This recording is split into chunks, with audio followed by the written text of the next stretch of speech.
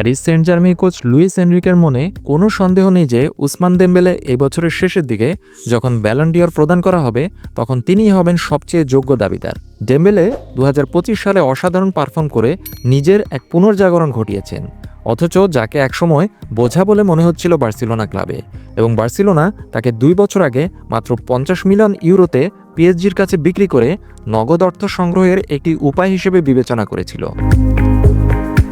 প্যারিসে তার প্রথম মৌসুম 2023-24 সালে মূলত হতাশাজনক একটি মৌসুম ছিল তার জন্য।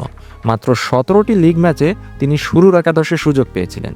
এমনকি 2024-25 মৌসুমেরও প্রথম দিকে ডেমবেলে শৃঙ্খলাজনিত কারণে শিরোনাম হয়েছিলেন, এবং অক্টোবরে আর্সেনালের বিপক্ষে চ্যাম্পিয়ন্স লিগের ম্যাচের আগে তাকে অসম্মানজনকভাবে বাদ দেওয়া হয়েছিল। কিন্তু কোচ লুইস এনরিকে পরে ফেব্রুয়ারিতে মন্তব্য করেছিলেন যে সেই মুহূর্তটি ছিল ডেমবেলেকে জাগিয়ে তোলার জন্য একটি দরকারি মুহূর্ত। সামগ্রিকভাবে অবিশ্বাস্যভাবে ডেমবেলে ট্রেবল জয়ী পিএসজির হয়ে এই মৌসুমে 49টি খেলায় গোল এবং অ্যাসিস্ট মিলিয়ে সর্বমোট 48টি গোল কন্ট্রিবিউশন করেছেন। লুইস এনরিকে বলেছেন, আমি মিস্টার ওসমান দেমবেলেকে ব্যালন ডি'অর দেব।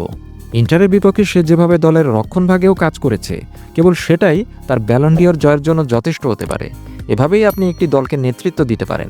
গোল করা, গোল করানো, শিরোপা জেতা, নেতৃত্ব দেওয়া, রক্ষণভাগে নেমে কাজ করা, এবং সে যেভাবে প্রেস করছিল, উসমান দেমবেলেই আমার ব্যালন ডি'অর উইনার, কোনো সন্দেহ নেই।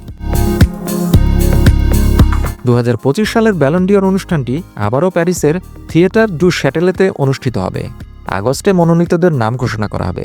বার্সেলোনার জুটি রাফিনহা এবং লামিন ইয়ামাল এবং লিভারপুলের মোহাম্মদ সালাহর সাথে ডেমবেলেকে প্রতিদ্বন্দ্বিতা করতে হবে। চ্যাম্পিয়ন্স লিগ জয়ের কারণে ডেমবেলে এখন তার প্রতিযোগীদের তুলনায় একটি বড় ব্যবধানে এগিয়ে আছেন, তবে তার দাবি এখন আরও বেশি শক্তিশালী হতে পারে। এছাড়াও ফিফা ক্লাব ওয়ার্ল্ড কাপে যদি ডেমবেলে পিএসজির হয়ে মাঠে নেমে পারফর্ম করেন তাহলে তিনি আরও এগিয়ে যাবেন। নিশ্চিতভাবেই এবারের ব্যালন ডি'অর উঠতে যাচ্ছে উসমান দেমবেলের হাতে।